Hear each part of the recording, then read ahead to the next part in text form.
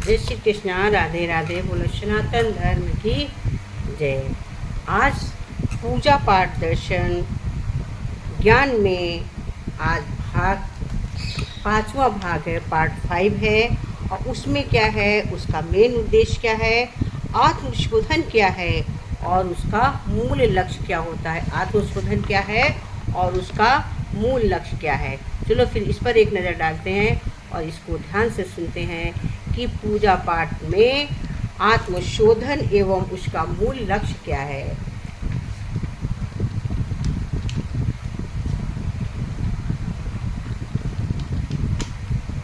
मित्रों, हम ढेरों उपासनाएं करते हैं, व्रत करते हैं, हम सभी करते हैं, आपको लोग भी करते हैं। उन सब के पीछे एक ही उद्देश्य है।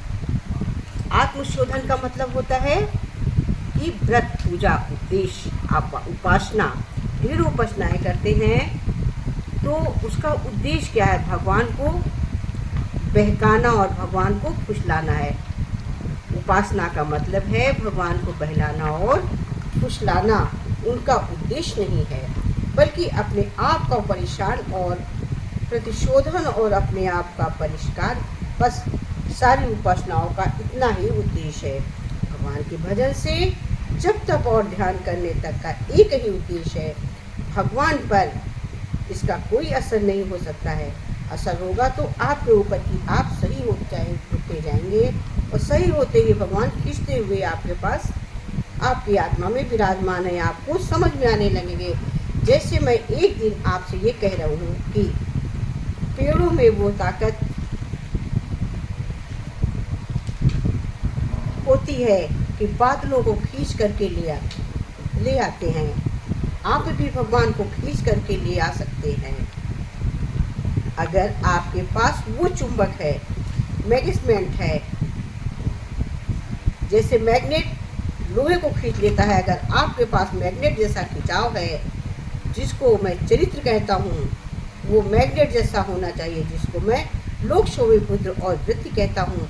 अगर वो चीज़ है तो आपके पास भगवान जी आ जाएंगे। आपको भगवान जी के पास जाने की कोई ज़रूरत नहीं है, व्रत पूजा करने की कोई आवश्यकता नहीं है। केवल मन में की आस्था ही आपको मैग्नेट जैसा खींच लेगी।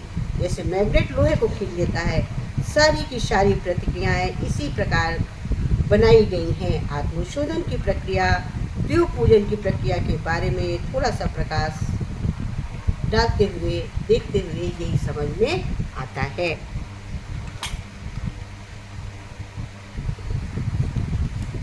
और जप क्या है, जप के बारे में और ध्यान करते हुए जप किसे कहते हैं, बार बार जब ये हम जानकारी लेते हैं तब रेपिटेशन क्या है। जैसे हम मिट्टी लेते हैं और हाथ धोते हैं, अरे साहब ये क्या कर रहे हैं आप बेटे, हम हाथ मांज रहे हैं, रगड़ रहे हैं, बर्तन को बार बार मांजते हैं। जप माने रिपीट करना, फिर बार बार करते रहते हैं। जैसे पत्थर के ऊपर रस्सी की रगड़ पड़ती है तो निशान पड़ जाता है, ये हमारा पत्थर वाला दिल है। इस पर राम नाम की रस्सी की हम बार बार रगड़ते हैं, बार बार गायत्री मंत्र, सभी मंत्रों का जाप करते हैं। जैसे गायत्री मंत्र के 24,000 गायत्री मंत्र जप करते हैं ताकि इस पत्थर जैसे, चट्टान जैसे दिल का निशान पड़ जाए। साबुन हम बार बार लगाते हैं, क्या मतलब है, ये रेपिटेशन हो रहा है। हम बार बार कपड़े धोते हैं, अरे ये क्या धोया कीजिए कि कपड़े पर पानी डाल दिया और निचोड़ दिया, नहीं, कपड़ा साफ करने के लिए रगड़ना जरूरी है, ये रेपिटेशन है। जब कपड़े को साफ करते हैं वो रेपिटेशन है, ना कि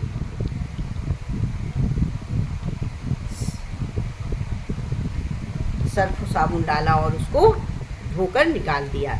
जब तक हम कपड़े की सफाई नहीं करते हैं तब तक हमने क्या कपड़े को धोया।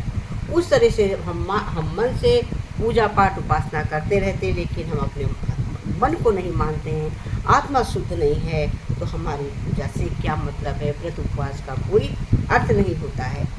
इसी से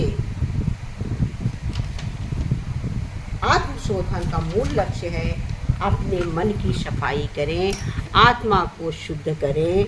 इसका यही मूल लक्ष्य है, मूल उद्देश्य है। सही अर्थ है आत्मशोधन का मतलब है अपनी आत्मा को समझे, ना कि व्रत उपवास में फुसलावे में बहके।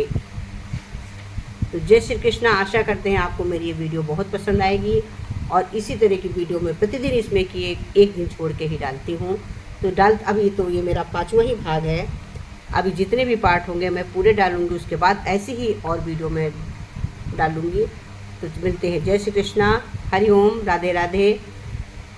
गुलबा के बिहारी लाल की जय, सनातन धर्म की जय।